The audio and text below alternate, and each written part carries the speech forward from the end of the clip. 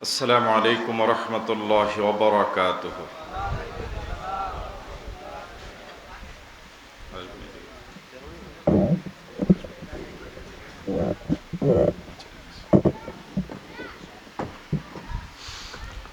নাহমাদুহু ওয়া নাস্তাঈনুহু ওয়া নাস্তাগফিরুহু ওয়া নু'মিনু বিহি ওয়া নাতাওয়াক্কালু আলাইহি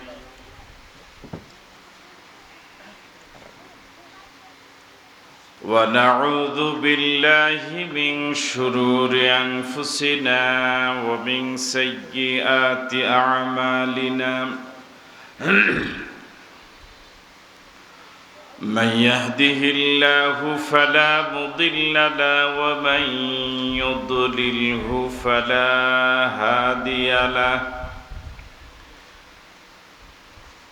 ونشهد أن لا إله إلا الله وحده لا شريك له ونشهد أن سيدنا وحبيبنا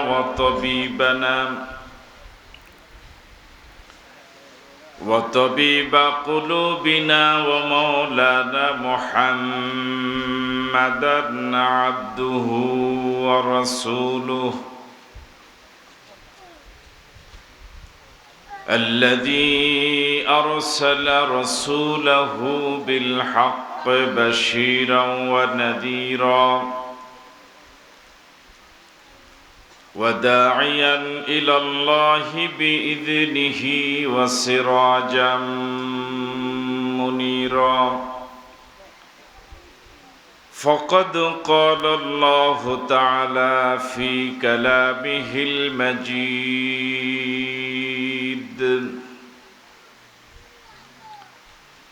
وفي فرقانه الحميد أعوذ بالله من الشيطان الرجيم بسم الله الرحمن الرحيم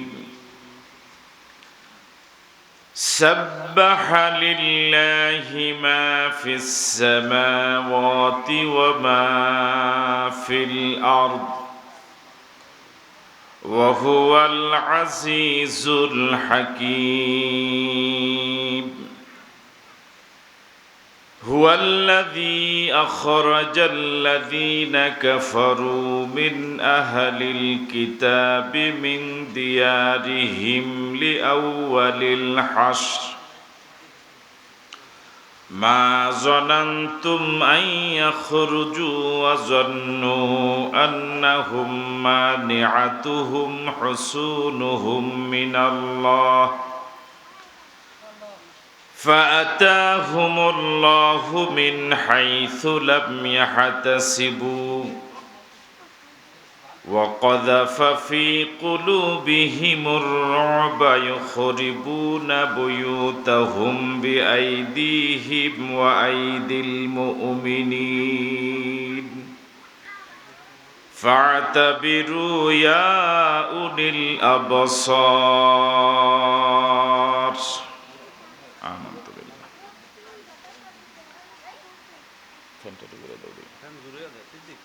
وقال تعالى في شان حبيبه آمرا ومخبرا إن الله وملائكته يصلون على النبي يا أيها الذين آمنوا صلوا عليه وسلموا تسليما درود إبراهيمي পড়েন اللهم صل على محمد كما صليت على إبراهيم إنك حميد مجيد اللهم بارك على محمد وعلى آل محمد كما باركت على إبراهيم إنك حميد مجيد উত্তর অলিপুর ব্যাপারী বাড়ি জামে মসজিদ প্রাঙ্গণে 7 দিন ব্যাপী আয়োজিত তাফসীরুল কোরআন মাহফিলের আজ দ্বিতীয় দিবস। এই মাহফিলের মহতারাম সভাপতি, আমন্ত্রিত হাজারাত উলামায়ে কেরাম, মুরব্বিয়ানে আযম, প্রিয় যুবক বন্ধুরা, ব্যবসায়ী ভাইরা, পর্দার অন্তরালে শ্রবণরতা শ্রদ্ধা মা এবং বোনেরা, আসসালামু আলাইকুম ওয়া রাহমাতুল্লাহি ওয়া বারাকাতুহু। আল্লাহ সুবহানাহু ওয়া তাআলার দরবারে শুকরগুজার হচ্ছি, যে মহান মুনিব অত্যন্ত দয়া করে মেহেরবানি করে সৃষ্টির সেরা জীব আশরাফুল মাখলুকাত হিসেবে সৃষ্টি করে শ্রেষ্ঠ নবীর উম্মত হওয়ার তৌফিক দিয়ে নামাজি বান্দাদের অন্তর্ভুক্ত করে কোরআন মজিদ শোনার মতো রুচি দিয়ে আজকের এই তাফসীরুল কোরআন মাহফিলে যে মহান মুনিব আমাদেরকে আসার সুযোগ দিলেন, আমরা সে মুনিবের দরবারে সকলে মিলে সমস্বরে পড়ছি আলহামদুলিল্লাহ। রাসূল করিম সাল্লাল্লাহু আলাইহি ওয়াসাল্লামের প্রতি দরুদ, যার মাধ্যমে আমরা কোরআন মজিদ পেলাম, সে নবীর প্রতি আমরা সকলে পড়ছি সাল্লাল্লাহু আলাইহি ওয়াসাল্লাম। আমরা শুরুতে কোরআন মজিদের অতি পরিচিত একটি সূরার কিছু অংশ তেলাওয়াত করেছি। সূরাটির নাম হাশর। এই সূরাতে আয়াত রয়েছে 24টি, রুকু রয়েছে 3টি। এই সূরার ক্রমিক নম্বর 59। রাসূল করিম সাল্লাল্লাহু আলাইহি ওয়াসাল্লামের হিজরতের পরে নাজিল হয়েছিল, এই জন্য সূরাটি মাদানী সূরা। আমি আবারও বলি, সূরার নাম হাশর, আয়াত 24, রুকু 3, ক্রমিক নাম্বার 59, সূরাটি মাদানী। জবাব পাওয়া যাবে ইনশাআল্লাহ? এই জবাবটা তো সবাই দিলেন না। সূরার নাম, এটি অতি পরিচিত একটি সূরা, সূরা হাশর। আবার বলুন তো সূরার নাম, জোরে বলেন। আয়াত 24, রুকু ক্রমিক নাম্বার 59। সূরাটি মাক্কি না মাদানী? এবার এভাবে বলুন, কোরআন মজিদের 59 নম্বর সূরায় কয়টি আয়াত? 24টি। ওই সূরায় কয়টি রুকু? ওই সূরাটি মাক্কি না মাদানী? এবার সবাই একসাথে বলুন সে সূরাটির নাম হাশর। সূরা হাশরের শেষ 3টি আয়াত আপনাদের প্রায় সকলেরই মুখস্থ থাকার কথা।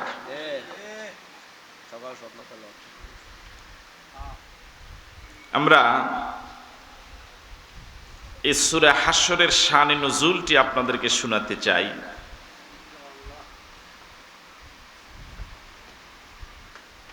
এই সূরার সাথে সংশ্লিষ্ট একটি চমৎকার ঘটনা,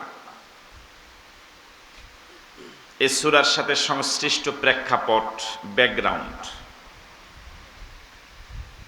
যেটা একটি লম্বা ঘটনা, কিন্তু সূরাটিকে ভালোভাবে বুঝার জন্য এই ঘটনাটি মনোযোগ দিয়ে শোনা জরুরি। এবং এই ঘটনাটি নিজে অন্যের কাছে বলার মতো ওভাবে মনে রাখাও জরুরি।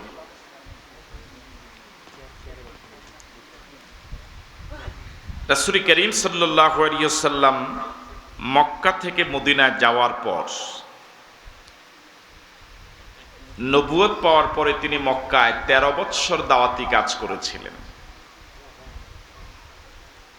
এই 13 বৎসর খুব মসৃণ ছিল না, ফুল বিছানো ছিল না, বরং কণ্টকাকীর্ণ ছিল। কাফের এবং মুশরিকদের অমানবিক অত্যাচার, নির্যাতন, নিষ্পেষণে ভরা ছিল। সাহাবায়ে কেরামের উপরেও অসংখ্য নির্যাতন হয়েছিল। একটা পর্যায়ে আল্লাহ পাকের নির্দেশে রাসূল করিম সাল্লাল্লাহু আলাইহি ওয়াসাল্লাম মদিনায় হিজরত করে চলে গেলেন। মক্কা থেকে 420 কিলোমিটার উপরে পথ। এখনকার মতো এত সুন্দর পথ ছিল না, পাহাড়িয়া পথ, কষ্টের পথ। মদিনা একটি ছোট্ট উপশহর, ছোট্ট শহর। রাসূল করিম সাল্লাল্লাহু আলাইহি ওয়াসাল্লাম মদিনায় গিয়ে ঐতিহাসিক অনেক পদক্ষেপ নিয়েছিলেন। রাসূল এখন মদিনার রাষ্ট্রপ্রধান। মদিনায় যাওয়ার পর রাসূল করিম সাল্লাল্লাহু আলাইহি ওয়াসাল্লাম দেখলেন মদিনার চারপাশে ইহুদিদের বসতিতে ভরা। এক কথায় বলা যায় ইহুদি অধ্যুষিত একটি জনপদ মদিনা। ইহুদিদের প্রসিদ্ধ 3টি গোত্র, বনু নজির, বনু কাইনুকা, বনু কোরাইজা। এই 3টি গোত্র অধ্যুষিত মদিনায় রাসূল চিন্তা করলেন এদের সাথে যদি একটি শান্তি চুক্তি সন্ধি যদি করা না হয়, তাহলে মদিনার জীবনটাও নিরাপদ হবে না, মদিনার রাষ্ট্রটাও নিরাপদে চলতে পারবে না। মনোযোগ আছে আপনাদের? এই জন্য রাসূল করিম সাল্লাল্লাহু আলাইহি ওয়াসাল্লাম মদিনায় যাওয়ার পরে এই মদিনা নামক ইসলামী রাষ্ট্রটাকে নিরাপদ এবং নিজেদের জীবন স্বাচ্ছন্দ্যে চলার জন্য ইহুদিদের ওই 3টি গোত্রের সাথে রাসূল সন্ধি চুক্তি করলেন, শান্তি চুক্তি করলেন। চুক্তির মূল কথা এরকম ছিল যে ইহুদিরা মুসলমানদের উপরে আক্রমণ করবে না, অন্য কেউ, বাহিরের কেউ মুসলমানদের উপরে আক্রমণ করলেও ইহুদিরা তাদের সহযোগী হবে না, বরং ইহুদিরা মুসলমানদের পক্ষেই থাকবে।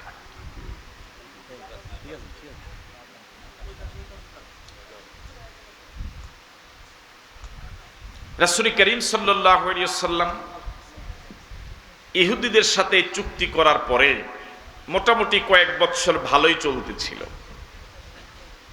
বদর যুদ্ধ হলো, উহুদের যুদ্ধ হলো। বদর যুদ্ধে মুসলমানরা বিজয় অর্জন করলেন, উহুদ যুদ্ধে মুসলমানদের সাময়িক পরাজয় হয়েছিল। উহুদ যুদ্ধের পরে এতদিন পর্যন্ত যে ইহুদিরা চুক্তি অনুযায়ী চলতেছিল তেমন একটা ডিস্টার্ব করে নাই, চুক্তি লঙ্ঘনের মানসিকতা জাগে নাই। কিন্তু উহুদ যুদ্ধের পরাজয়ের পরে ধীরে ধীরে তাদের ভিতরে সন্ধি লঙ্ঘন করার মানসিকতা জাগল। ইত্যবসরে একটা ঘটনা ঘটল। কিছু দুষ্ট প্রকৃতির লোক রাসূল করিম সাল্লাল্লাহু আলাইহি ওয়াসাল্লামের কাছে, কিছু দাঈ, আল্লাহর পথে ডাকার মতো এরকম কিছু লোককে চাইলেন যে হুজুর আমাদের এলাকায় এরকম কিছু সাহাবী পাঠান, যাতে করে ওনারা আমাদের এলাকার মানুষদেরকে দ্বীনের পথে দাওয়াত দিতে পারে। তো রাসূল এই প্রস্তাবটাকে খুব ভালো মনে করলেন যে যে জায়গায় আমি লোক পাঠানোর কথা সে জায়গায় তারা লোক চাচ্ছে, এখানে তো পাঠানোই দরকার। রাসূল 70 জনের একটা কাফেলা পাঠালেন। কিন্তু যারা এই কাফেলা পাঠাবার জন্য আহ্বান করেছিল তাদের মুখ এবং অন্তর এক ছিল না। এই জাতীয় লোক অবশ্য এখন আর দেশে নাই। হ্যাঁ, সংখ্যায় কম না বেশি? বরং এদের সংখ্যাই বেশি। রাসূল করিম সাল্লাল্লাহু আলাইহি ওয়াসাল্লামের পাঠানো ওই কাফেলা 70 জন সাহাবীর 69 জনকে তারা নির্মমভাবে মেরে ফেলেছে, শহীদ করেছে। একমাত্র সাহাবী আমর ইবনে উমাইয়া আদ-দামাহি রাদিয়াল্লাহু তাআলা কোন রকম নিজের জীবনটা নিয়ে চলে আসতে পেরেছিলেন। এক কঠিন পরিস্থিতি সচক্ষে দেখে তিনি এসেছেন। 69 জন নিজের চোখের সামনে নির্মমভাবে ওরা মেরেছে। ফিরতি পথে 2 জন মুশরিকের সাথে ওনার দেখা। মেজাজটা কি কন্ট্রোলে থাকার কথা? মনটা কি ভালো না খারাপ? খারাপ হওয়া স্বাভাবিক না অস্বাভাবিক? স্বাভাবিক। তিনি ওই 2 জন মুশরিককে মেরে ফেলেছিলেন। যেহেতু উনি নিজে দেখে এসেছেন যে আমার 69 জনকে মেরে ফেলেছে ওরা নির্মম ভাবে, কোনো অপরাধ ছিল না। 2 জন মারা গেল। কিন্তু যেই 2 জনকে মেরে ফেলা হলো, ওই 2 জন যে গোত্রের, ওই গোত্রের সাথে আবার রাসূলের সন্ধি ছিল। এই কারণে সন্ধি যাদের সাথে তাদেরকে এভাবে মারা যায় না। আমি কি কথা বুঝতে পারছি? এই জন্য যেহেতু সন্ধি যাদের সাথে তাদেরই লোক মারা পড়লো, এই জন্য সন্ধির নিয়ম অনুযায়ী এই 2 জনকে মেরে ফেলার বিনিময়ে রক্তপণ, যেটাকে জরিমানা বা এরকম কিছু মূল্য দেওয়া লাগবে। বুঝতে পারছি কথা? এখন রাসূল যে 3 ইহুদি গোত্রের সাথে সন্ধি করেছেন, নিয়ম অনুযায়ী শুধু মুসলমানরাই কি ওই টাকাটা পরিশোধ করবে, না চুক্তির সাথে আবদ্ধ সকল গোত্রই দিবে? চুক্তির সাথে আবদ্ধ সকল গোত্রই দিতে হবে। রাসূল করিম সাল্লাল্লাহু আলাইহি ওয়াসাল্লাম ওই রক্তপণের টাকা সংগ্রহ করলেন মুসলমানদের কাছ থেকে, এবং নিয়ম অনুযায়ী চিন্তা করলেন যে সন্ধি যাদের সাথে করা তাদের কাছ থেকেও কিছু অংশ কি করা হবে? আদায় হবে। রাসূল বনি নজির গোত্রে গেলেন। কোন গোত্রে গেলেন? আপনাদের চুপ হয়ে গেলেন। বনু নজির বলেন। বনু নজির গোত্রে গেলেন রাসূল একা। ওই যাদেরকে মেরে ফেলা হলো তাদের রক্ত মূল্য পরিশোধ করার একটা অংশ তাদের কাছ থেকে কালেকশন করার জন্য। রাসূল এখন ইহুদি গোত্র বনি গোত্রের একদম বাড়ির ভিতরে, তাদের এরিয়ার ভিতরে। রাসূল সরল মনে গেলেন যে এদের সাথে যেহেতু আমার চুক্তি, এরা তো আমাকে ভালোভাবেই রিসিভ করবে, যা পারে কিছু সহযোগিতা। তারা রাসূল করিম সাল্লাল্লাহু আলাইহি ওয়াসাল্লামকে বললেন, আপনি এই জায়গায় একটু অপেক্ষা করেন, সহযোগিতা করার জন্য কিছু সময় দেওয়া লাগবে, সকলের কাছে যাওয়া লাগবে, অতটুকু সময় আমাদেরকে দেন। মুখে যা বলেছে অন্তরে তা ছিল না।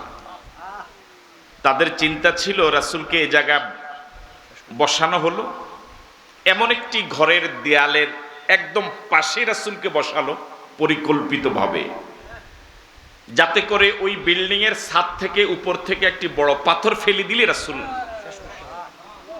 শেষ করা যায়। মনোযোগ আছে আপনাদের? কোন অপরাধ ছিল? রাসূল করিম সাল্লাল্লাহু আলাইহি ওয়াসাল্লাম সরল মনে সে জায়গায় বসে পড়লেন। ইত্তফসরে তারা পরিকল্পনা অনুযায়ী লোক ঠিক করলো, উপরে উঠবে কে, কত বড় পাথর সংগ্রহ করলো, ওই পাথরটা ফেলবে কে, এই পরিকল্পনা তারা পাকাপোক্ত করে ফেলেছে। এখন শুধু কার্যকর করার বাকি। আল্লাহ রাব্বুল আলামিন সম্ভবত এই ঘটনা জানেন না। জানে? আল্লাহ রাব্বুল আলামিন জিব্রাইলকে দ্রুত পাঠিয়ে দিলেন।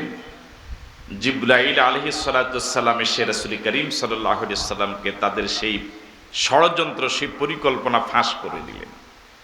দ্রুত এখান থেকে উঠে যেতে বললেন। রাসূল করিম সাল্লাল্লাহু আলাইহি সাল্লাম সেখান থেকে উঠে চলে আসলেন। তাদের ষড়যন্ত্র সফল না ব্যর্থ? হ্যাঁ, গতকালকে তো একটা ষড়যন্ত্র এইভাবে ব্যর্থ হয়েছে, ঠিক না? ষড়যন্ত্র এখন অব্যাহত আছে, অবশ্য আগামীকালকে থেকে আর থাকবে না।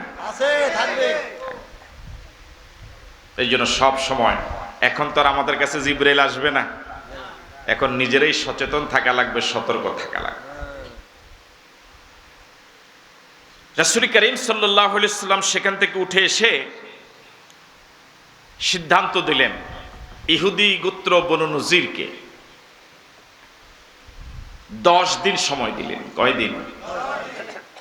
যে 10 দিনের ভিতরে এলাকা ছাড়া লাগবে, এই এলাকায় থাকার বৈধতা হারিয়ে ফেলেছ, এই এলাকায় থাকার কোনো নৈতিক অধিকার তোমাদের নাই।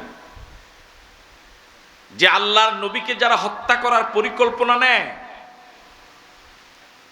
এই এলাকা থাকার তাদের অধিকার নেই। কয়দিন সময় দিলেন?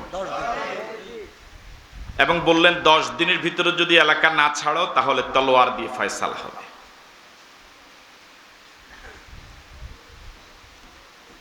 মুনাফিকদের সর্দার আব্দুল্লাহ ইবনে উবাই নাম শুনেছেন? রাসূল করিম সাল্লাল্লাহু আলাইহি সাল্লাম যখন এই সিদ্ধান্ত দিলেন, রাসূলের সিদ্ধান্ত ইহুদিরা খুব ভয় পেয়ে গেল। রাসূলের সিদ্ধান্ত জটিল সিদ্ধান্ত, 10 দিনের ভিতরে বের হওয়াই লাগবে, না হলে মেরে ফেলা হবে। তারা চলে যাওয়ার পরিকল্পনা নিয়েছে যে না, রাসূলের সাথে মোকাবেলা করে এখানে থাকা। কিন্তু মুনাফিকরা তো আর বসে নাই। মুনাফিকদের সর্দার আব্দুল্লাহ ইবনে উবাই, সে ইহুদি বনু নজির গোত্র, যাদের বিরুদ্ধে রাসূল সিদ্ধান্ত দিলেন, তাদের কাছে গিয়ে বলল, তোমাদের কি চিন্তা? এখন তো আমাদের আর চলে যাওয়া ছাড়া কোনো উপায় নেই। আব্দুল্লাহ ইবনে উবাই বলল, তোমরা যাবা কেন? আমরা আছি না? আপনারা মনে হয় নাই এখানে।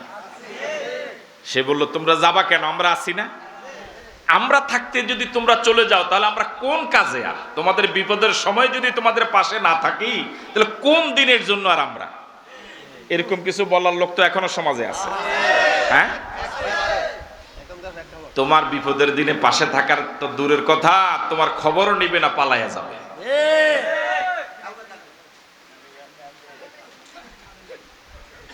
আব্দুল্লাহ ইবনে উবাই বলল যে আমার 2000-এর চৌকস সশস্ত্র বাহিনী আছে,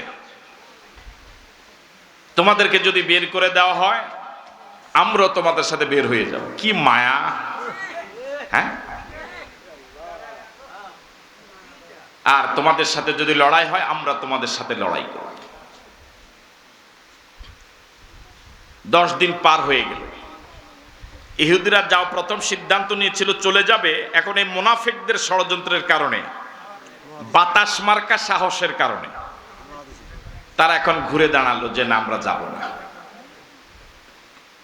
রাসূল করিম সাল্লাল্লাহু আলাইহি সাল্লামের বেঁধে দেওয়া 10 দিন পার হয়ে যাওয়ার পথে রাসূল এখানে মুভ করলেন। সাহাবায়ে কেরাম রাসূলের নেতৃত্বে আসলেন, বনু নজির গোত্রকে চতুর্দিক থেকে ঘেরাও করে ফেললেন। বনু নজির গোত্রটা ছিল, তাদের অসংখ্য দুর্গ ছিল, বাংকার ছিল এবং খেজুর বাগানে ভরা ছিল। চতুর্দিক থেকে খেজুর গাছের বাগান, এরকম একটা প্রাকৃতিক পরিবেশে তাদের বসতিটা ছিল, চমৎকার একটা পরিবেশ। সাহাবায়ে কেরাম চতুর্দিক থেকে ঘেরাও করে ফেললেন। সাহাবায়ে কেরামের এই অবস্থা দেখে বনু নজির গোত্রের ওই ইহুদিরা সবাই নিজের ঘরের ভিতরে ঢুকে একদম ঘরের দরজা বন্ধ। মুনাফিকরা তো আছে সাথে, আছে আছে আসবে বলে মনে হয়। এখন দেখছেন না, অনেক হুজুর এখন গা ঢাকা দিছে, এখন আর এলাকায় নাই। আমার ভাইয়েরা,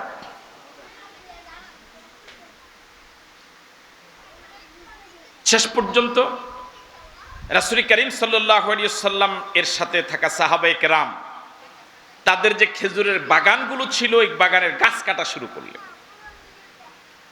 এবং কোন কোন বাগানে আগুন লাগিয়ে দিলেন।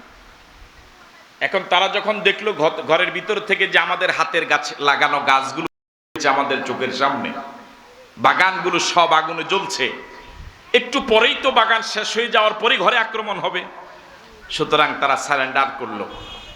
আর এ ফাঁকে দেখলো যে যারা সাহস দেওয়ার কারণে আমরা সিদ্ধান্ত পাল্টালাম, থাকার সিদ্ধান্ত নিলাম, তারাও কেউ কাছেই নাই, তারা সিদ্ধান্ত নিল চলে যাবে। রাসূল করিম সাল্লাল্লাহু আলাইহি ওয়াসাল্লাম তাদেরকে সুযোগ দিলেন, চলে যাওয়ার সময় অস্ত্র নিতে পারবা না, ওটে করে ঘোড়াতে করে যত কিছু নেওয়া যায় অতটুকু নেওয়ার কি আছে, অধিকার আছে, সুযোগ আছে, কিন্তু কি নেওয়া যাবে না, অস্ত্র নেওয়া যাবে না, ঘর বাড়ি জায়গা জমি, আর জায়গা জমিন তো আর নেওয়া যাবে না, ঘর বাড়ি বা অন্যান্য সম্পদ যা আছে যতটুকু একজনে বহন করে নিতে পারে অতটুকু নেওয়ার কি দিলেন, অনুমতি দিলেন। এই অনুমতি পাওয়ার পরে ওই ইহুদি গোত্র বনু নজির তাদের নিজের হাতের বানানো ঘর বাড়ি নিজে ভাঙ্গা শুরু করছে। ভাঙ্গে কি জন্য? নেওয়ার জন্য। দরজা ভাঙ্গে, চৌকাঠ ভাঙ্গে, এটা নিয়ে তো আরেক জায়গায় কি করা লাগবে।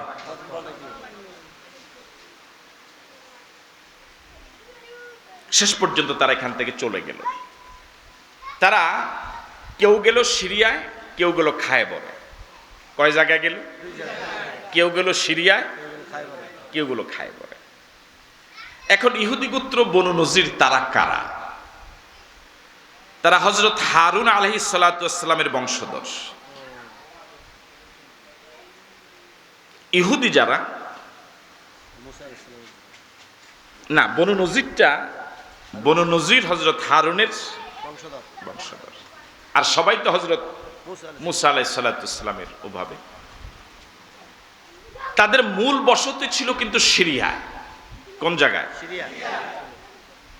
তা আবার এখন চলে গেল কোথায়? তাদের মূল বসতি যখন তারা সিরিয়া ছিল, বহু বছর আগের কথাই ঘটনার। তারা তখন তাওহীদবাদী ছিল, আসমানি কিতাবের অনুসারী ছিল, আল্লাহ এবং নবীকে মেনে চলেছিল। তো তারা তাদের আসমানি কিতাবে আখিরি নবীর তথ্য পেলেন, নবী মদিনায় হিজরত করে আসবেন।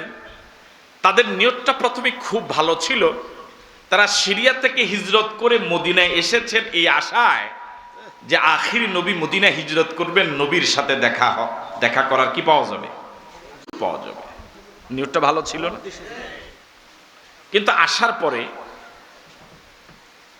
তারা রাসূল করিম সাল্লাল্লাহু আলাইহি সাল্লামকে দেখলেন। তাদের আসমানি কিতাবে রাসূলের চেহারা, বডি, আচার আচরণ, কথাবার্তা যা বর্ণনা পেয়েছেন চরিত্রের, সবটা রাসূলের মাঝে তারা পেয়েছেন।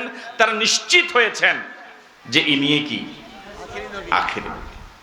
কিন্তু এরপরে ইবলিস তো আর বসে নাই, তাদের ভিতরে একটা চিন্তা জাগলো, এই যে আশা ছিল আখিরি নবী আমাদের বংশেরই হবে, কিন্তু হইল বনি ইসমাইলের, বনি ইসরাইল থেকে তো আর হলো না। এই জন্য তারা বিরোধিতা করা শুরু করেছে। এবার তারা অপেক্ষা করা শুরু করলো, যদি কোনো যুদ্ধে বিজয় হয় তাহলে রাসূলের পক্ষে থাকবো, যদি পরাজয় হয় তাহলে আস্তে সঙ্গ কি করব। বদর যুদ্ধে যখন বিজয় হলো, কয় না দল কি আছে, কথা কয় না কেন? এরকম বহু মুসলমান আছে, মুসলমানের দলকে সাপোর্ট করে না, কয় না এদের দ্বারা হবে না। আরো এক হ্যাঁ পাশ করলে আছে আপনাদের সাথে, এরকম বলার মতো লোক আছে না নাই? ওই যে বলে না, দেখেন আছে না নাই? মুসলমান, সে মুসলমানদেরকে সাপোর্ট করে না, সমর্থন করে না, যদি আপনারা বিজয় হন তাহলে আছে, বিজয় না হলে তো বিজয় হওয়ার জন্যই তো তোমার দরকার। বিজয় হওয়ার পরে তোমার কি দরকার? বিজয় হওয়ার পর কোনো দরকার আছে?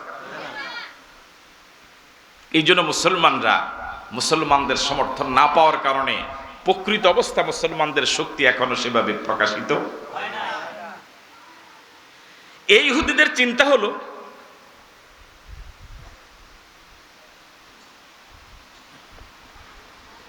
পৃথিবীর সব মানুষের চিন্তা এরকম, যেই দলের যে ব্যক্তির পায়ের নিচে মাটি শক্ত, তার সিনায় হাত দেওয়ার মতো লোকের কি হয় না, অভাব হয় না। যার পায়ের নিচে মাটি নাই তার পাশে কেউ নেই।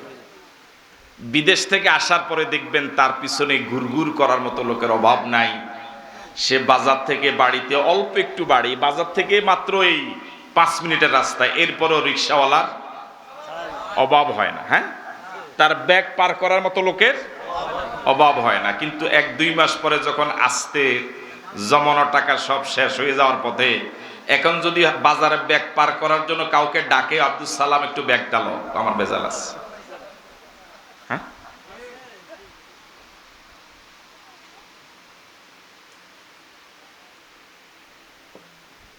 বদর যুদ্ধে বিজয় অর্জন করার পর ইহুদিরা ওই প্রথম যে চিন্তা এসেছে, ওই চিন্তা তাদের মজবুত হলো যে না, যেহেতু যুদ্ধে বিজয় অর্জন করছে মাত্র 313 জন, 1000-এর বিরুদ্ধে নিশ্চিত এই দলটা কি, এই দলটা সঠিক। আর যেই দলে শুধু মাইর খায়, কয় না এই দলে গিয়া লাভ নাই, শুধু কপালে কি মায়ের। কিন্তু কিছুদিন পরে উহুদ যুদ্ধে যখন মুসলমানরা আবার পরাজিত হলো, কি বলতেছিলাম, কিন্তু উহুদে যখন পরাজিত হলো 70 জন সাহাবী শহীদ হলেন, এবার তারা কয় না এই দল থেকে লাভ নাই। এখন আপনাদের মন মানসিকতা যেরকম একটু ফুরফুরে মেজাজ 4 তারিখ পর্যন্ত এরকম ছিল, মরা মরা অবস্থা, ঠিক না? যদি 4 তারিখের পরে 5 তারিখ না আসতো তাহলে না বুঝতেন কত ধানে কত চাল, ঠিক কিনা? এখন 4 তারিখের পরে 5 তারিখ আসার পরে এখন আবার আপনাদের অবস্থা এরকম হয়ে গেছে, এখন আপনারা একজন এলাকার একজন চেয়ারম্যান হয়ে গেছেন, আপনাকে দাফটে আবার এলাকা থাউন যায় না, এরকম আবার শুরু হয়েছে না। সাবধান, খুবই সতর্ক। অহংকার মানুষকে ধ্বংস করার জন্য শুধু অহংকারই যথেষ্ট। অহংকারকে আল্লাহ পছন্দ করেন।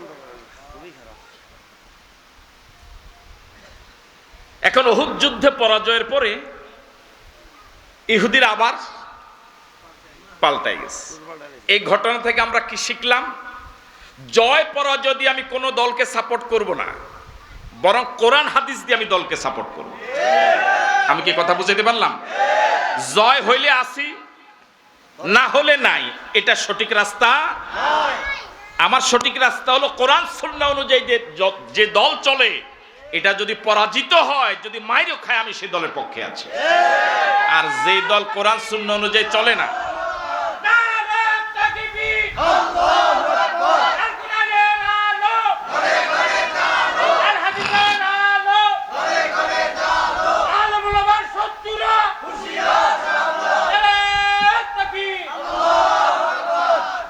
আর যে দলগুলো পৃথিবীর জাগতিক দলগুলো যারা কোরআন দিয়ে চলে না, নবীর হাদিস দিয়ে চলে না, আল্লাহর আইন বাস্তবায়নের কর্মসূচি তাদের দলীয় কর্মসূচি নয়, ওই দল যদি পুরা বাংলাদেশ নয় পুরা পৃথিবী বিজয় অর্জন করে, আমি সেই দলের সাথে নাই। ঠিক আছে কথা? আর যে দল কোরআন সুন্নাহর আলোকে চলে, আল্লাহ নবীর অনুসরণ করে চলে, ওই দল যদি সারা জীবনও মাইর খায়, আমি সেই দলের পক্ষে আছি। রাজি আছেন তো ইনশাআল্লাহ? আল্লাহ কবুল করে বলি আমি। উহুদ যুদ্ধে পরাজয়ের পরে এখন এরা গণেশ উল্টে গেছে, সুর। এই ইহুদিদের একজন নেতার নাম হলো কাব ইবনে আশরাফ। নাম কি? কাব ইবনে। সে চলে গেছে মক্কায়। মক্কা এখন যারা আছে তাদের মেজাজ এখন ভালো না। এ মাত্র উহুদ যুদ্ধে মুসলমানদেরকে মার দিয়া কই গেছে?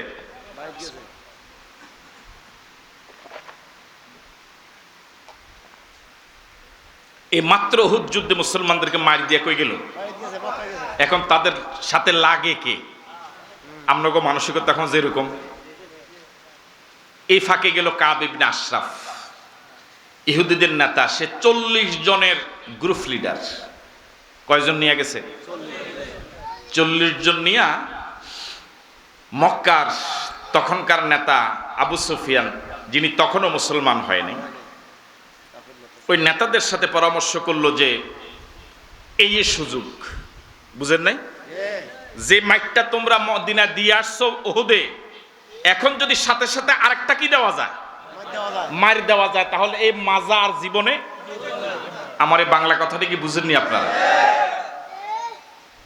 যে মাইরটা দিলা, এখন যদি আরো 1 বছর পরে আবার মার দেওয়ার চিন্তা করো, তাহলে দেখবে 1 বছরে নয় 1 মাসে তার আবার পুরা কি হয়ে যাবে, সোজা হয়ে যাবে। এই জন্য এখন কাব ইবনে আশরাফ গিয়া পরামর্শ দিল যে আমরা বনু নজির গোত্র সহ আমরা সবাই রেডি, এখন তোমরা সাথে সাথে আরেকটা মার্চ করো, আরেকটা আক্রমণ করো, এই আক্রমণের মাটির সাথে কি করে দেওয়া যাবে। মক্কার ওরও কি হয়ে গেল, রাজি হয়ে গেল। এবার রাজি হওয়ার পরেও উভয়কে কিন্তু বিশ্বাস করে না। আসলে কিন্তু কোন সোরে কি করে না, এটা বিশ্বাস করেন কি আপনারা? সোরে করে না, আপনারা করেন তো বিশ্বাস। আর সোরে যে বিশ্বাস করে না এই কথা বিশ্বাস করেন তো? কোন সোরে কি করে না, বিশ্বাস করে না। এই সন্ত্রাসী একজন আরেকজন হাতে মারা পড়ে কেন? ও এক জায়গায় গিয়ে ডাকাতি করছে, 5 লাখ টাকা আনছে, এটার ধারণাতে সে 10 লাখ টাকা আনছে, বিশ্বাস নাই। এটা লইয়া কি লাগে, ঝগড়া লাগে। আমার ভাইয়েরা, এখন তারা উভয় নেতা কাব ইবনে আশরাফ এবং আবু সুফিয়ান, তারা যদিও একমত হয়েছে, তারা কিন্তু বিশ্বাসটাকে, আস্থাটাকে মজবুত করার জন্য প্রস্তাব দিয়েছে, চলো আমরা দোনো গ্রুপ বাইতুল্লাহর আল্লাহর ঘরের গিলাফ ধরে শপথ করি যে এই সিদ্ধান্তে আমরা কি থাকবো, রাজি হয়ে গেল। রাজি হওয়ার পরে আল্লাহর ঘরের গিলাফ ধরে কাব ইবনে আশরাফের নেতৃত্ব 40 জন, আবু সুফিয়ানের নেতৃত্ব 40 জন, মোট কয়জন? এই 80 জন আল্লাহর ঘরের গিলাফ ধরে শপথ করেছে যে আমরা কি করব, এক থাকবো। আমার ভাইয়া, এ হলো ইহুদিরা। আল্লাহ রাব্বুল আলামিন সবচেয়ে বেশি নবী পাঠিয়েছেন ইহুদিদের বংশে, আর এই ইহুদিরাই নবীদেরকে বেশি হত্যাও করেছে। কাব ইবনে আশরাফ মদিনা আসার পরে, এই শপথ অনুষ্ঠান করার পরে রাসূল করিম সাল্লাল্লাহু আলাইহি ওয়াসাল্লামকে আল্লাহ রাব্বুল আলামিন এই গোপন তথ্য জিবরাইলের মাধ্যমে জানিয়ে দিলেন। রাসূল এই তথ্য জানার পরে মুসলমানরা কাব ইবনে আশরাফকে হত্যা করে ফেলেছে, কারণ তারা না মারলে ঝামেলা আরো। এই দীর্ঘ ঘটনাকে কেন্দ্র করে সূরা হাশর নাজিল হয়েছে। আমি কি কথা বুঝে দিয়ে পারলাম? মনে থাকবে তো ইনশাআল্লাহ? আগামীকালকে এর কয়েকটা পয়েন্ট যদি জিজ্ঞেস করি বলা যাবে তো ইনশাআল্লাহ? হ্যাঁ, দেখুন আল্লাহ পাক এই সূরাটা কিভাবে শুরু করলেন। আমার সাথে পড়ো না, আউযু বিল্লাহি মিনাশ শাইতানির রাজীম, বিসমিল্লাহির রহমানির রহিম, সাব্বাহা লিল্লাহি মা ফিস সামাওয়াতি ওয়া মা ফিল আরদ ওয়া হুয়াল আজিজুল হাকীম। আমানতু বিল্লাহ। আল্লাহ রাব্বুল আলামিন সূরাটা শুরু করলেন 3 রুকু 24 আয়াত সম্বলিত এই ছোট্ট সূরাটি শুরু করলেন সাব্বাহা লিল্লাহি মা ফিস সামাওয়াতি ওয়া মা ফিল আরদ। আকাশ এবং জমিনে যা আছে সব কিছু আল্লাহর তাসবিহ পড়ে। সুবহানাল্লাহ। কার তাসবিহ পড়ে? শুধু জমিনে যারা আছে তারা? কথা বলে না কেন? যারা আসমানে আছে তারাও, যারা জমিনে আছে তারা, অর্থাৎ টোটাল আল্লাহ পাকের তামাম সৃষ্টি জগৎ, যা কিছু আমরা দেখি, যা আমরা দেখি না, সব তাসবিহ পড়ে কার? সব পুত পবিত্রতা ঘোষণা করে কার? গতকালকে আমরা আকাশের বিষয়ে কিছু কথা বলেছিলাম। বিজ্ঞানীরা গবেষণা করে তথ্য দিয়েছেন, দিনের বেলা আমরা যে সূর্যের আলো ভোগ করি, ওই সূর্যটা আমাদের এই পৃথিবী থেকে 13 লক্ষ গুণ ছোট। ও একজনের মাথা লাড়ে, বড় না ছোট? আবার শোনেন, পৃথিবী থেকে সূর্য 13 লক্ষ গুণ বড়। তাহলে সূর্য থেকে পৃথিবীটা 13 লক্ষ গুণ ছোট। পৃথিবীটা ছোট, পৃথিবীটা সূর্য থেকে 13 লক্ষ গুণ ছোট। 13,000 গুণ, 1300 গুণ, 13 লাখ। যে সূর্যটা পৃথিবী থেকে 13 লক্ষ গুণ বড়, তার মানে 13 লক্ষটা পৃথিবী এক জায়গায় পাশাপাশি করলে যতটুকু বড় হবে একটা সূর্য অতটুকু বড়। 13 লক্ষ পৃথিবী এক জায়গায় পাশাপাশি করলে যতটুকু বড় হবে একটা সূর্য এত বড়। ওই সূর্যটা আকাশে দেখা যায় ছোট্ট একটা প্লেটের মতো। কিসের মতো? এবার একটু কল্পনা করেন আল্লাহর দেওয়া বিবেকটা খরচ করে ওই আকাশটা কত বড়।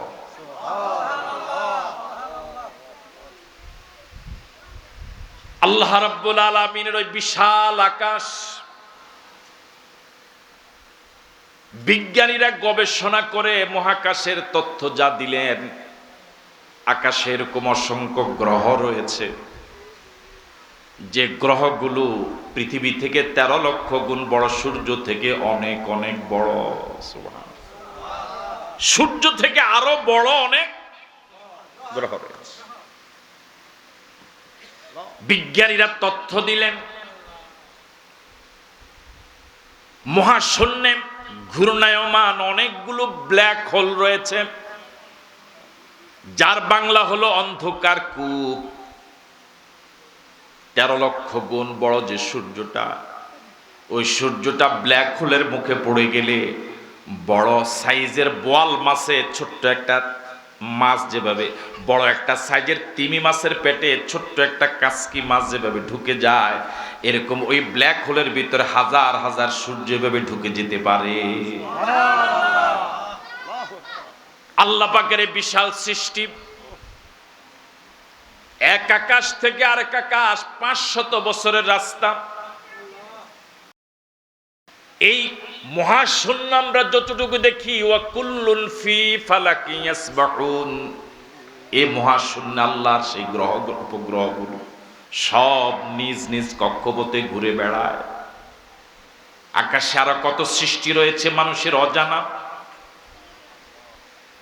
জমিনে কত সৃষ্টি রয়েছে মানুষের গবেষণার এখনো বাহিরে, সাগরে কত প্রাণী এখনো রয়েছে যেগুলোর তথ্য এখনো মানুষের জানা নাই।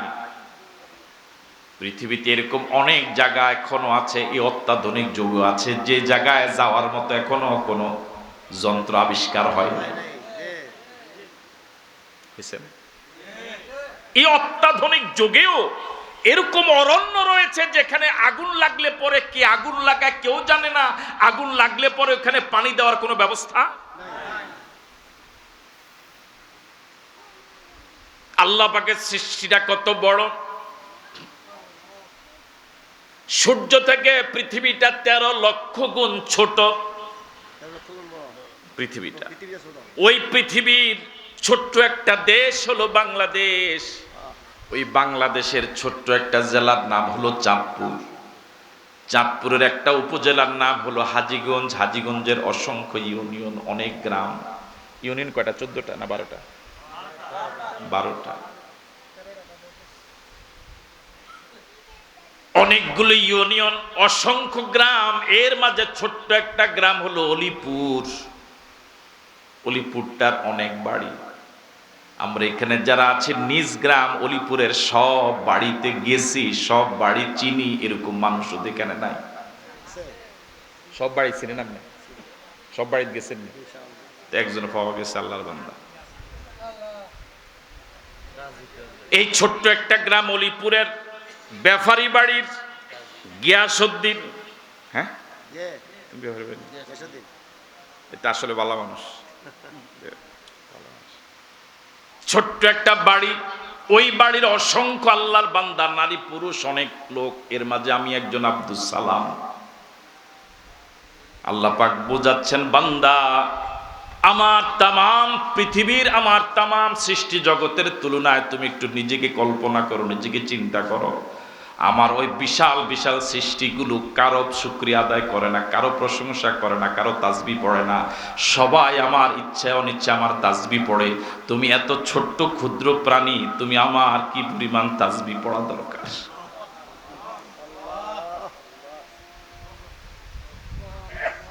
সাব্বাহা লিল্লাহি মা ফিস সামাওয়াতি ওয়া মা ফিল আরদ। সাত আকাশে যা আছে মানুষের জানা নাই, ওয়া মা ফিল আরদ, সাত জমিনে যা আছে মানুষের জানা নাই। আমি আমার নিজ গ্রামে হয়তো একজন পাওয়া গেল, সব বাড়ি চিনেন, সব বাড়িতে গিয়েছেন, কিন্তু নিজের ইউনিয়ন, নিজের উপজেলা, আমি আমার নিজের ইউনিয়নটার সব বাড়ির এখনো নাম জানি না, সব মানুষের এখনো নাম জানি না, সব বাড়িতে এখনো যাওয়া হয় নাই। আমার অবস্থা যদি এই হয়, তাহলে আমি কোন মুখে এমন বড় আল্লাহর বিরোধিতা করি? আল্লাহ রাব্বুল আলামিন বলেন সাব্বাহা লিল্লাহ, তাসবিহ পড়ে আল্লাহর, মা ফিস সামাওয়াত, সাত আকাশে যা আছে, ওয়া মা ফিল আরদ, এবং জমিনে যা আছে সব তাসবিহ পড়ে কার? আল্লাহ। আওয়াজ দিয়ে বলুন আল্লাহ। তাসবিহ পড়া মানে আল্লাহর পুত পবিত্রতা ঘোষণা করে, সুবহানাল্লাহ বলে। কি বলে? সুবহানাল্লাহ বলুন। রাসূল করিম সাল্লাল্লাহু আলাইহি ওয়াসাল্লাম বলেছেন, আলহামদুলিল্লাহি তামলাউল মিজান। আল্লাহর কোন বান্দা, কোন বান্দি যদি একবার মন থেকে আলহামদুলিল্লাহ বলেন, বিনিময়ে মালিক এত সওয়াব দিবেন, মিজানের পাল্লাটা সওয়াবে ভরে যাবে। এখন যে সুবহানাল্লাহ বললেন, রাসূল বলেন সুবহানাল্লাহি তামলাউ মা বাইনাস সামাই ওয়াল আরদ। আল্লাহর কোন বান্দা, কোন বান্দি যদি একবার মন থেকে বুঝে শুনে সুবহানাল্লাহ বলে, বিনিময়ে মালিক এত সওয়াব দিবেন, আকাশ এবং জমিনের মাঝখানে সে বিশাল ফাঁকা জায়গাটা সবে ভরে যাবে। তিনি এত বড় দয়ালু আল্লাহ, তিনি এত বড় দয়ালু আল্লাহ, তিনি এত বড় দয়ালু আল্লাহ।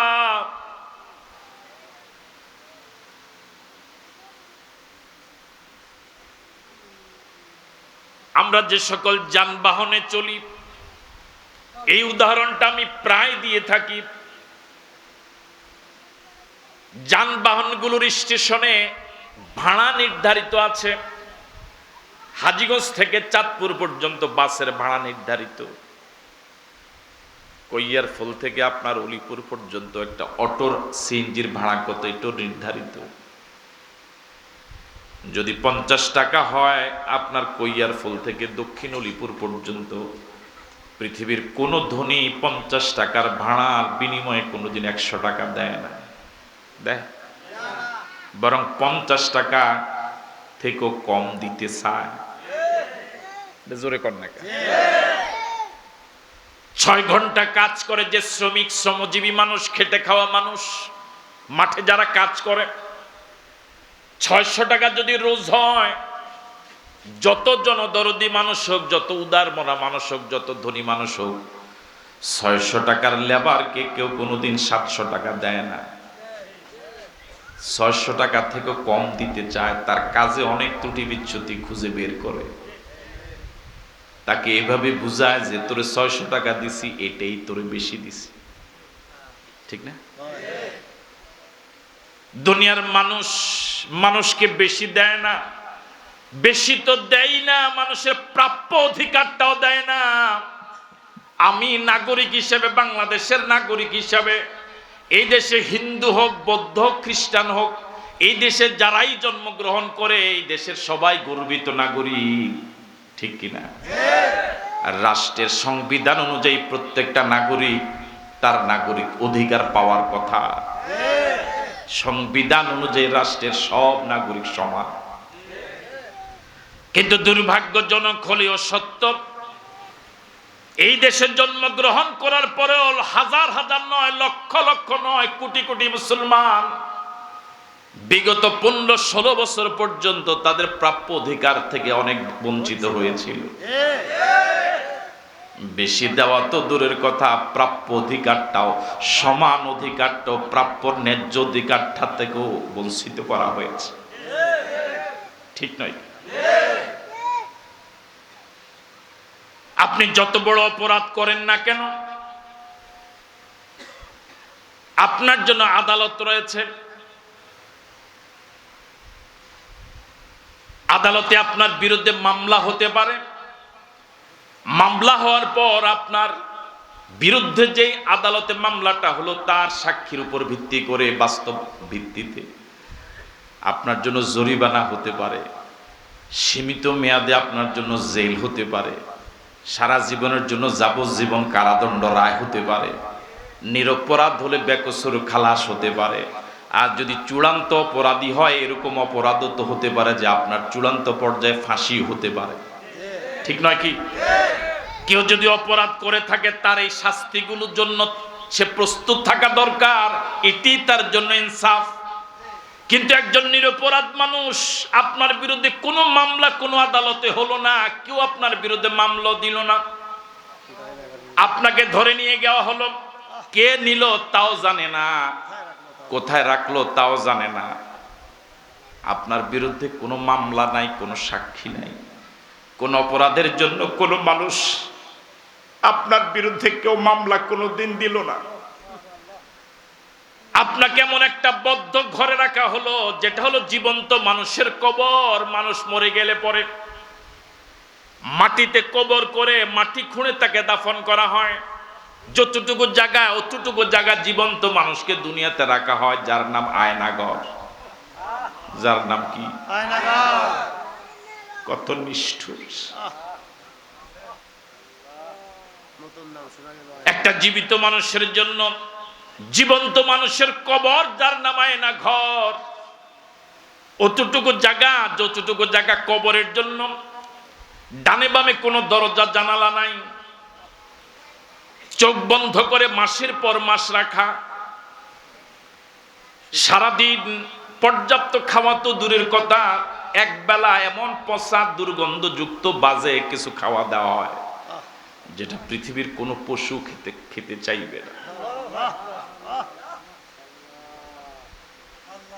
ওই আয়না ঘরে যাদেরকে রাখা হলো, পেশাবের ব্যাগ হয়েছে, পেশাব করতে দেওয়া হতো না। পেশাবের ব্যাগ হয়েছে, পেশাব করা যাবে না। পায়খানার ব্যাগ হয়েছে, পায়খানা করতে দেওয়া হয় না। পায়খানা করার জন্য যতটুকু সময় দরকার অতটুকু সময় পার হওয়ার আগেই কিছুক্ষণ পরে আবার সেখান থেকে তুলে নেওয়া হয়। নামাজের জন্য সময়টাও বলে দেওয়া হয় না। ওই আয়নাঘরের গভীর অন্ধকারে ওই মাজলুমেরা জানতো না এখন জোহরের সময় না এখন আসরের সময়। অনুমান করে আন্দাজ করে ওনারা জোহর, আসর, এশা, মাগরিব, ফজর পড়তেন। ওই খাওয়াগুলো খেতে না পেরে রোজা রাখা শুরু করলেন। রোজা রাখতো পৃথিবীর দ্বিতীয় বৃহত্তম মুসলিম দেশ বাংলাদেশের এই মুসলমানরা। আয়না ঘরের মাজলুমরা রোজা রাখতে গিয়েও মুসলমান দেশে গালিগালাজের শিকার হওয়া লেগেছে।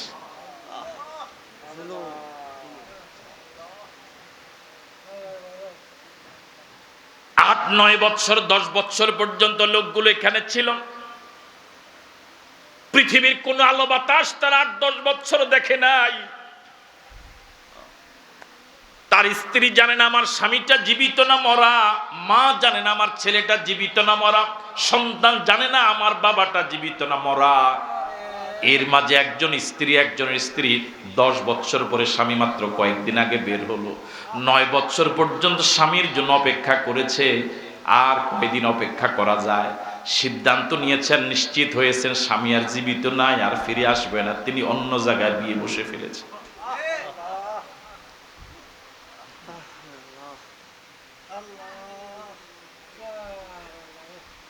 পৃথিবীর প্রতিটি নাগরিক, সে হিন্দু হোক, বৌদ্ধ হোক, খ্রিস্টান হোক, এই দেশের নাগরিক হিসেবে তার অধিকার, সমান নাগরিক অধিকার তাকে দিতেই হবে। আপনি শুধু মুসলমানের দেশে আপনি নাগরিক সুবিধা ভোগ করবেন, বিষয়টা এরকম নয়। বরং এই দেশে যারা বিধর্মী আছে তাদেরকে মুসলমান যারা, এরকম নিরাপত্তা দেওয়া লাগবে। মায়ের কোলে সন্তান যেরকম নিরাপদ, এ দেশের হিন্দু, বৌদ্ধ, খ্রিস্টানরাও যাতে করে আমাদের কাছে এরকম নিরাপদ থাকে। ঠিক নয় কি?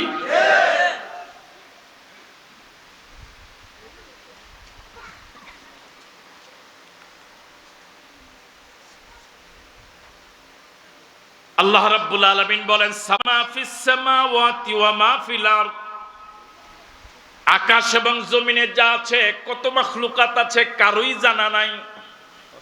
সব তাসবিহ পড়ে আল্লাহর, সব প্রশংসা করে আল্লাহর, সব পুত পবিত্রতা ঘোষণা করে কার? তাহলে আমি আপনি এই বিশাল সৃষ্টির মাঝে, এত ক্ষুদ্রাতি ক্ষুদ্র সৃষ্টি, আল্লাহর এত ছোট্ট মাখলুক, আমার আপনার সব সময় তাসবিহ পড়া দরকার কার?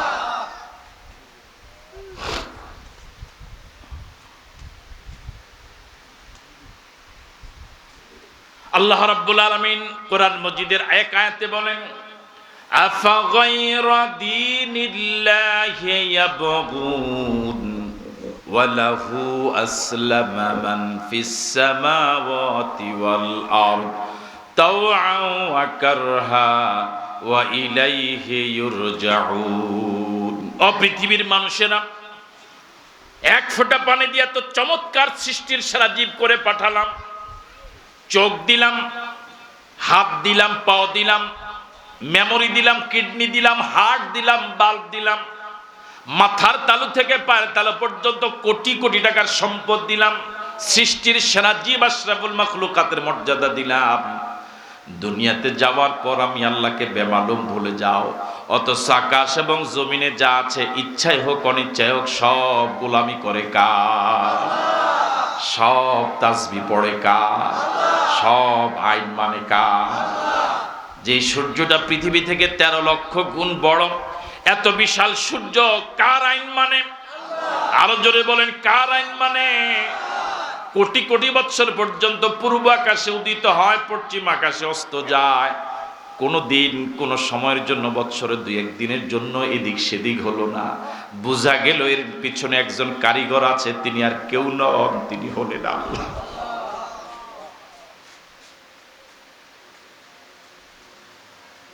বুখারী শরীফের সর্বশেষ হাদিস,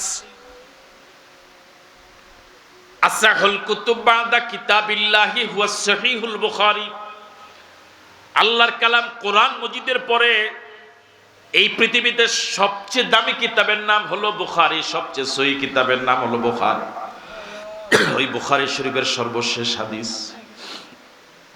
রাসূল করিম সাল্লাল্লাহু আলাইহি ওয়াসাল্লাম বলেন, কালিমাতানে হাবিবাতান ইলার রহমান সাকিলাতানে ফিল মিজান খাফিফাতানে আলাল লিসান। রাসূল বলেছেন, 2টা কালেমা এমন আছে, এই আমলটা দিয়ে আমার আজকের আলোচনা শেষ। রাসূল বলেছেন, 2টা কালেমা এমন, কালিমাতানে হাবিবাতানে ইলার রহমান, যে 2টা কালিমা আল্লাহর কাছে অনেক অনেক প্রিয়। আল্লাহু আকবার বলবেন। আল্লাহর কাছে কি? সাকিলাতানে ফিল মিজান, এই 2টা কালেমার সওয়াব এত বেশি, মিজানের পাল্লায় অনেক ভারী হবে। আবার খাফিফাতানে আলাল লিসান, এই 2টা কালেমা উচ্চারণ করতেও কষ্ট হয় না, উচ্চারণ করাও একেবারে সহজ। সুবহানাল্লাহ। এবার সেই 2টা কালেমা শোনার আগ্রহ কি আছে? আমল করার সিদ্ধান্ত কি নেওয়া যাবে? একটা হলো সুবহানাল্লাহি ওয়া বিহামদিহি, পড়েন। দ্বিতীয় হলো সুবহানাল্লাহিল আযীম। এই তাসবিহ রয়েছে সুবহানাল্লাহি ওয়া বিহামদিহি সুবহানাল্লাহিল আযীম, পড়েন। আবার পড়েন সুবহানাল্লাহি ওয়া বিহামদিহি সুবহানাল্লাহিল আযীম। আল্লাহর কাছে অনেক প্রিয়, উচ্চারণ অনেক সহজ, মিজানের পাল্লা অনেক অনেক ওজনদার, সময়ও বেশি একটা লাগে না, অল্প কয়েক সেকেন্ডে পুরা কালেমা 2টা পড়া যায়। কিন্তু আল্লাহর কাছে এত প্রিয়, আল্লাহর কাছে এত প্রিয়, মিজানের পাল্লা এত ওজনদার। কত সময় দোকানে পাটে হাটে বাজারে অবহেলায় গুনার কাজে সময় ব্যয় করি, কিন্তু জবানটা যদি সুবহানাল্লাহ সুবহানাল্লাহ সুবহানাল্লাহ আল্লাহু আকবার সুবহানাল্লাহি ওয়া বিহামদিহি সুবহানাল্লাহিল আযীম, এই জবান দিয়ে এই জিকির করার সময় অন্য কাজের ব্যাঘাত হয় না। হাতের কাজ হাত করবে, জবানের কাজ দিয়ে জবান জিকির করবে। এভাবে যদি জিকির করি, জান্নাত যাওয়া অনেক সহজ হয়ে যাবে। আল্লাহ আমাদেরকে আজকের এই যে সর্বশেষ জিকির রাসূল বললেন, আল্লাহর কাছে অনেক প্রিয়, মিজানের পাল্লা অনেক দামি, এই দুইটা কালেমার আমল করার তৌফিক দান করুক, বলি আমিন। এই দুইটা কালেমা আবার একটু পড়েন।